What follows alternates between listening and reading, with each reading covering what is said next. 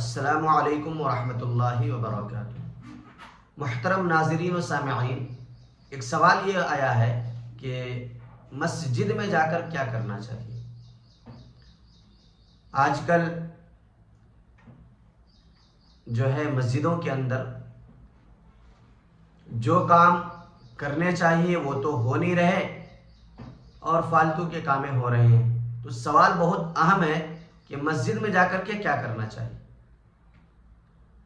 جیسے آج کل رواج ہو گیا مسجد میں موبائل چلانا، فالتو باتیں کرنا، غیبتیں کرنا، الٹے سیدھے کام کرنا۔ تو سوال کرنے والے نے ماشاءاللہ بہت بہترین سوال کیا ہے، تو اس کا جواب یہ ہے کہ تعلیم الاسلام حصہ نمبر 1 جو حضرت مولانا مفتی کفایت اللہ صاحب رحمۃ اللہ علیہ کی کتاب ہے، انہوں نے اپنی کتاب کے اندر یہی سوال کیا ہے کہ مسجد میں جا کر کیا کرنا چاہیے، اور انہوں نے خود جواب دیا۔ انہوں نے فرمایا جواباً کہ مسجد میں جا کر نماز پڑھے یا قرآن کی تلاوت کرے یا کوئی اور وظیفہ پڑھے۔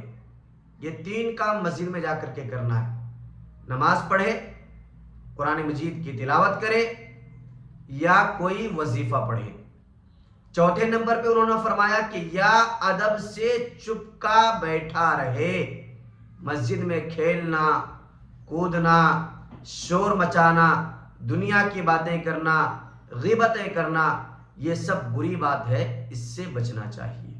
تو یہ مسجد کے آداب ہیں کہ مسجد میں جب جائیں تو یہ 3 کام خصوصیت کے ساتھ کریں، اور اگر اللہ توفیق دے تو دعائیں بھی کریں۔